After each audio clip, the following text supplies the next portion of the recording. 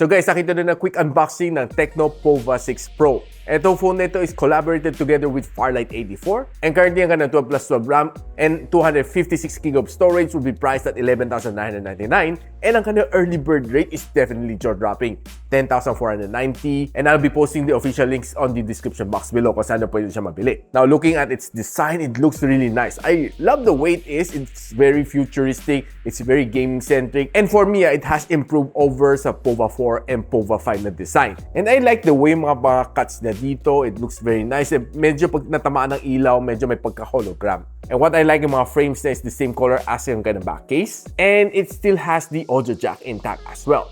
Now, what's really nice dito sa likod niya is meron siya dynamic light effect, which you can select from all of the different light effect na meron dito.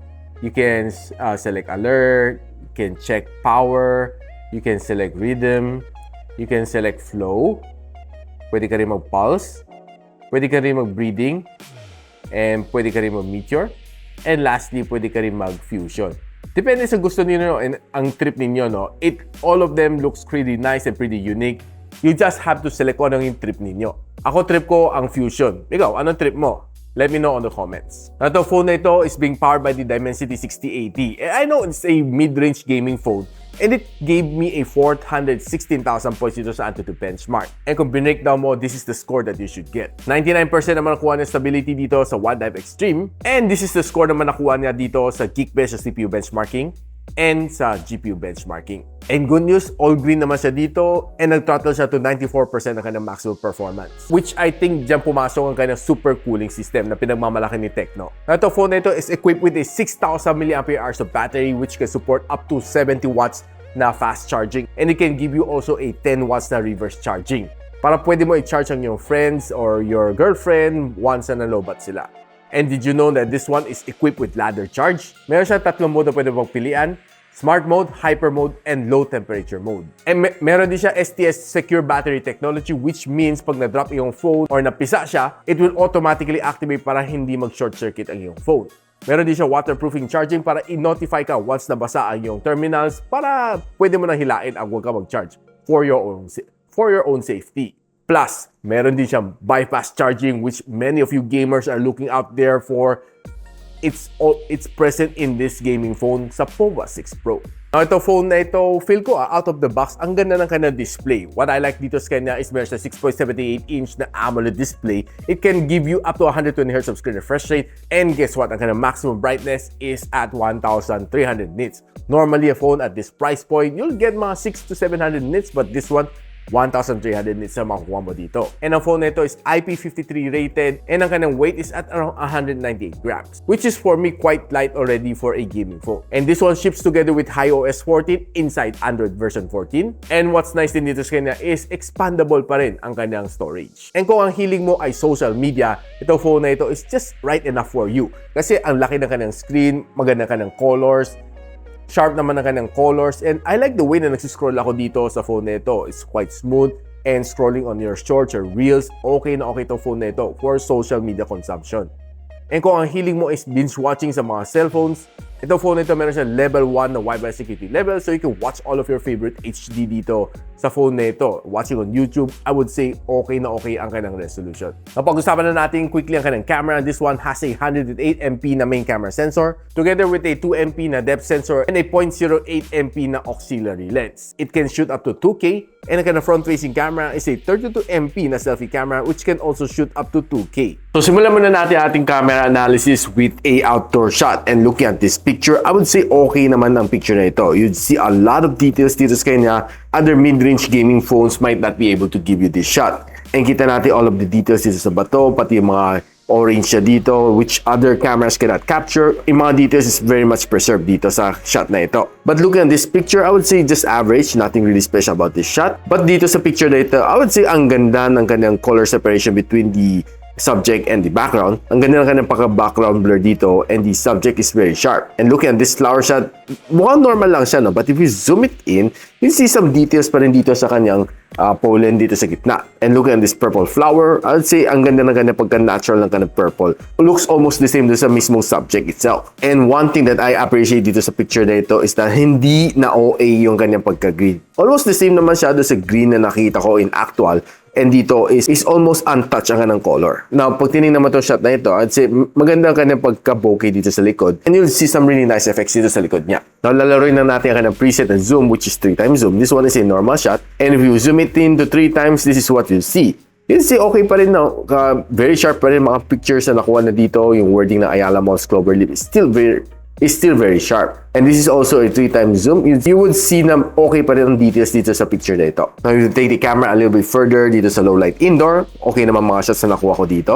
Probably this one is not really that appealing. Pag tinignan mo tong shot na ito, makita mo, parang na-blend in itong subject na ito sa kanyang background kasi medyo na-blur na dito sa ibabaw. But dito sa ilalim, okay pa naman. Preserve ang kanyang subject. Nakapag-separate naman siya sa background. But this one, nag-blend in na siya. Now, if you take a look at some of this bean shot, if you zoom it in, okay, kitang-kita pa rin naman mga details dito sa beans na ito. Kung gusto lang natin i-try ang zoom lens dito sa indoor, this is a normal shot.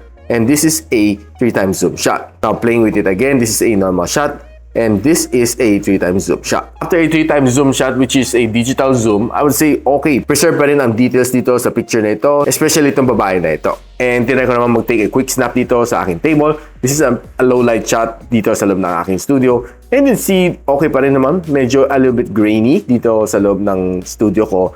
And ginamit ko naman dito is kanya night mode. Now, on outdoor situation, I'm surprised na kanyang front-facing camera is really nice. So, kita mo, all the details and blemishes dito sa mukha is preserved. And another outdoor shot looks really nice. If you bring the camera indoors, I would say okay rin naman siya. Though medyo hindi lang siya ganun kaganda mag-perform under low light. Katamtaman lang no on this low light shot. Now, if you're taking videos using the selfie camera, this is how it looks like pag nagpa-pan around ka lang. And this is how it looks like when you're walking using the front-facing camera. It's a little bit shaky and, well, a gimbal might help. And this is the video quality if you're shooting 2K indoors and yeah, medyo shaky siya. I would say na you really need a help of a gimbal to make this more stable. Now, with everything out of the way, gusto na natin right now pag-usapan ang kanyang gaming performance.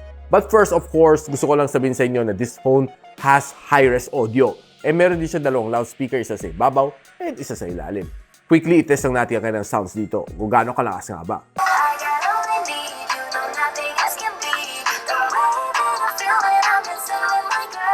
Uy, surprising ha, malakas ang kanyang sound. So definitely mag-enjoy ka dito, be it you're binge watching sa videos or listening to Spotify or playing games. Now, going back to playing games, naglaro ako ng tatlong title dito. Farlight 84, the official game ni Tecno POVA 6 Pro. Then we also played Genshin Impact and Call of Duty Mobile. Here are the maximum graphical settings na pwede mo i-set dito sa tatlong game na ito. And starting off with Farlight 84, one of my favorite games so far. I've been playing this game and halos umabot ako ng level 120. And two of my favorite characters dito sa game na ito is Maggie and Lucinda. And nilaro ko si Farlight 84 non-stop for 2 hours. Several battle royals na nilaro ko, no? And together with roughly mga tatlong MVPs and 2 victories, I would say na itong phone na ito was able to hold up. Probably not the highest graphical settings na pwede mo i-set kasi medyo mafe-feel mo there's a frame drops, there's some lags along the way pag sinagad-sagad mo siya, no? So I did take 2 steps backward to give me that better, smoother experience dito sa game na ito. And after 2 hours itong phone na ito, uminit siya to around mga 43 to 44 degrees Celsius based on my mild thermal scanner. I would say na okay, nag-kick in ang kanyang super cooling na technology dito sa phone nito, which gives me a better and cooler temperature dito sa phone nito while playing extreme games like the Farlight 84. And playing Call of Duty Mobile, wala akong problema. Sinagad-sagad ko ang kanyang graphics, it was smooth, it was good. And the controls is really nice. Very responsive kanyang screen. I was able to play around mga 3 na VR matches and it was able to hold up. Kahit marami kayo magbakbakan on a certain point, magtapa ba kayo ng smoke bomb and mga granada, okay na okay siya. Hindi mo mafe-feel ang frame drops dito sa game na ito. Now, pagdating sa Genshin Impact, sinagad ko rin naman kayo ng graphics dito sa phone na ito. I was able to play the game for roughly an hour and it was able to hold up. Medyo mafe-feel mo talaga meron siya mga frame drops along the way. Hindi mo talaga maiwasan dahil ang Genshin Impact is quite a graphics hub. So, it depends sa inyo, no? If you feel na medyo laggy yung phone na ito when you put it to the max sa Genshin Impact, you can take a step or 2 step backwards sa kanyang graphics. But for me, halos tolerable naman kanyang frame drops dito while I'm on the maximum graphical settings. And pinakamainit na point na naka-achieve ko dito is around mga 46 degrees Celsius. And what's nice din dito sa phone na ito, you can play your favorite game dito while charging via bypass charging. Now guys, ano masasabi ko dito sa Tecno POVA 6 Pro? Honestly, I was really happy with it. Ang ganda ng kanyang design. That's probably one of the first things na napansin ko dito sa phone na ito. The design take a big leap forward. And yung dynamic light effect dito sa phone na ito gives it a little bit more of a life dito sa phone na ito. Giving you a new dimension to look forward dito sa phone na ito, especially when you're getting notification. Iilaw siya dito, which kind of looks cool.